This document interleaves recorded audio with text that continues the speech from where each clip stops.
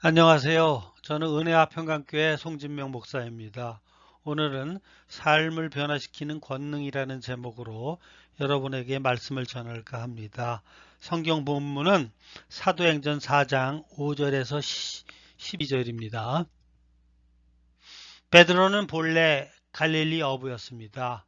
그는 예수님의 제자이면서도 그를 세 번씩이나 모른다고 부인하고 어, 저주까지 하는 사람이었습니다. 그런데 베드로가 성령으로 변화되자 자기가 예수를 부인했던 바로 그 법정에서 서서 담대하게 말하기를 하나님 앞에서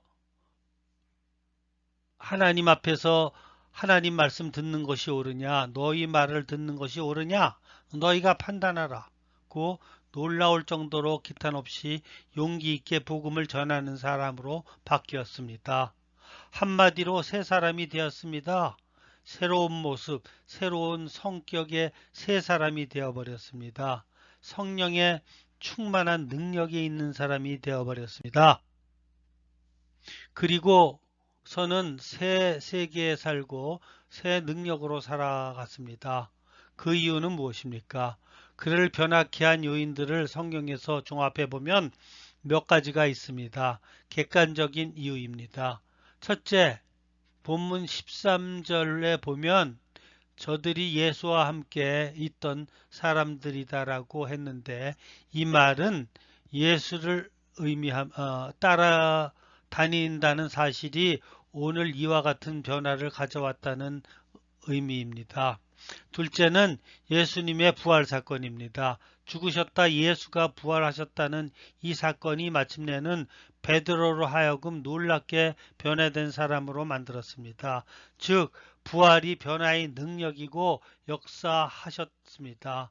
셋째는 성령의 강림입니다. 성령의 충만해짐으로 그의 삶에 변화가 왔습니다. 그리고 넷째는 현재 살아계신 그리스도를 믿었습니다. 멀리 계신 그리스도가 아니라 내재하신 그리스도, 현재 여기 나와 함께 계시는 그리스도를 생각한 것입니다. 그리스도에 대한 임재의식과 내재의식으로 가득 찼습니다. 이것은 신비로운 체험입니다. 마지막으로 종말론적인 신앙이 확고해졌습니다. 주께서 부활 승천하신 것을 보았는데 본대로 오리라고 하는 말씀을 저들은 마음에 새기고 있었습니다.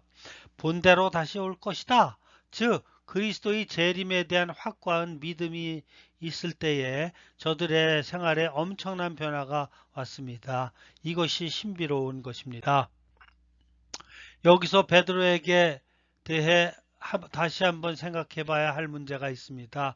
그는 원래 갈릴리 어부로서 제자로 발탁되어 3년 동안 예수님을 따라다녔습니다. 예수님과 함께 기거하고 말씀을 들으며 모름지기 예수님께서 하시는 모든 일들을 사사시 다 보았습니다. 바다를 고요하게 하신 일, 귀신을 내어 쫓으신 일, 병자를 고치는 일, 5천 명을 먹이신 일, 죽은 자를 살리신 것 등 3년 동안 그가 감탄할 일뿐이었습니다. 생각해 보십시오. 아마 베드로는 순간순간 깜짝 놀라며 감격하여 발이 땅에 닿는지 또는 어, 지도 뜨는지도 모르게 신이 나서 예수님의 뒤를 따라 다녔습니다. 그러나 중요한 것은 베드로를 위시해서 다른 제자들도 변화가 되지 않았습니다. 베드로는 역시 베드로였습니다. 예수님은 세 번이나 모른다고 하는 초라한 인간에 지나지 않았다는 것입니다. 변화된 것이 없었습니다. 그 다음 예수님의 부활을 보았습니다. 같이 기뻐하고 같이 식사를 했습니다. 희한하고 굉장한 사건을 만났는데도 불구하고 베드로는 달라지지 않았습니다. 그리고 보면 예수의 변화, 예수의 부활 사건도 베드로와는 무관했습니다.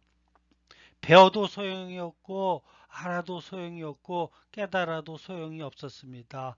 베드로는 여전히 베드로였습니다.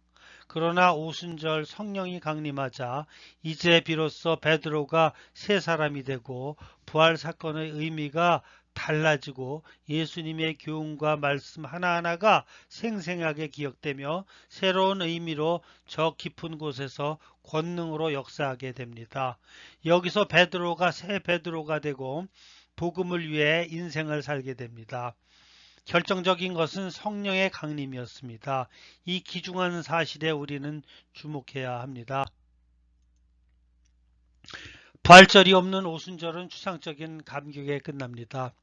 오순절이 없는 부활절은 역사적 사실과 객관적인 진리로 남을 뿐입니다. 이것으로 변화의 능력이 나타나는 것이 아닙니다. 평생 예수를 따르고 성경 66권을 몽땅 외운다고 해도 그것으로 사람이 달라지는 것이 아닙니다. 문제는 그 말씀과 나와의 관계입니다. 그리스도의 사건과 나와의 관계입니다. 이 역사적인 사건이 내게 다가와야 신앙사건으로 바꾸어지기 전에는 아무 의미가 없는 것입니다. 많은 사람이 역사를 배웁니다. 그 역사와 오늘 나의 삶과 무슨 관계가 있습니까? 심지어 잘 알고 잘 가르칩니다. 그러나 나와 아무 상관이 없습니다. 성령으로 말미암아 이미 주께서 하신 말씀 한마디 한마디가 이제 내게 주신 말씀으로 부딪히고 그 사건이 내 사건으로 부활 사건이 내 생명의 사건으로 다 살아나야 하는 것입니다. 여기서 그리스도를 나의 주로 고백합니다. 그것이 성령의 능력입니다. 오늘 여기서 나의 주로 고백하게 될 때에 그 속에 말씀의 능력이 되는 것입니다. 이것을 흔히 중생이라고 합니다. 위로부터 나는 역사요. 새롭게 출생하는 신기원적인 역사요. 의식 이전의 역사입니다. 그리고 성화의 역사입니다. 의롭다 하시는 사랑을 드리게 되고 받아들일 때에 기적이 나타나는 것입니다.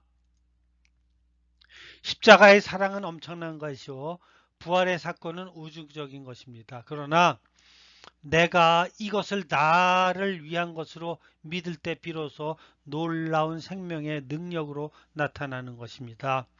이래서 하나님의 자녀로 태어나고 하나님의 자녀의 자아의식을 가지게 됩니다.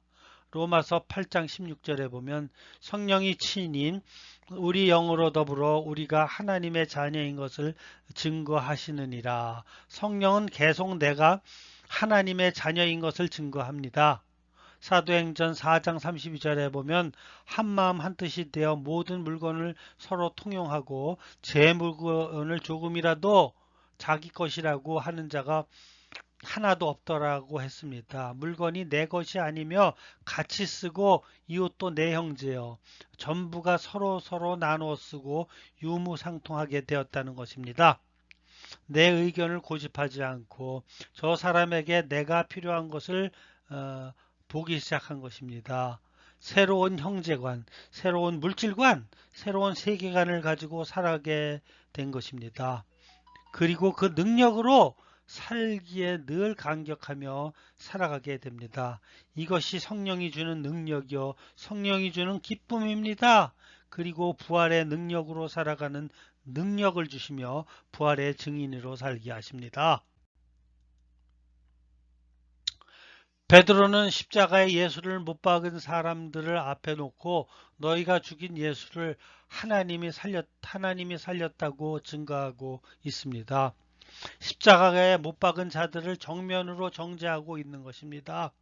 이렇게 정죄하고도 살아남기를 바라겠습니까? 변화된 베드로의 모습입니다.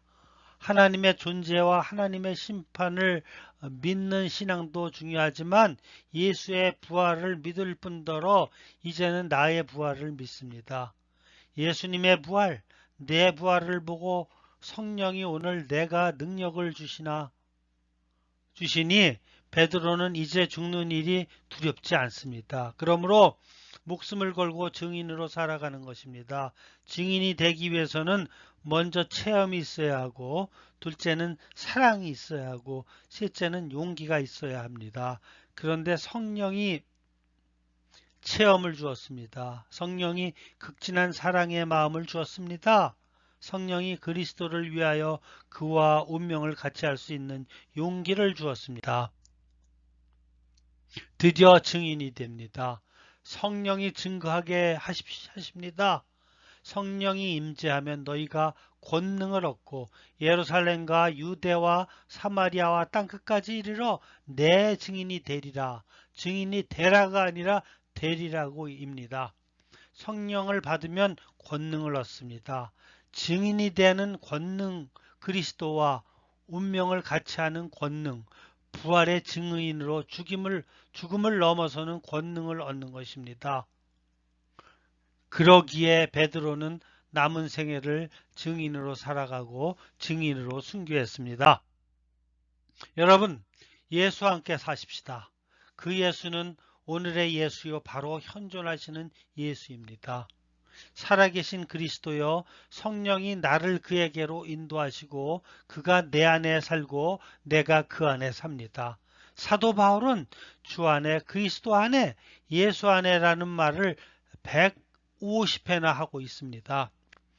안에는 곧 성령 안에를 말하는 것입니다. 신비로운 말씀입니다. 우리는 그리스도로 세상을 이기고 나를 이기고 죄악을 이깁니다. 이 승리를 빼앗을 자가 없습니다. 그리스도로 승리케 하시는 놀라운 성령의 능력이 여러분과 항상 함께 하시기를 예수님 이름으로 축원합니다. 아멘.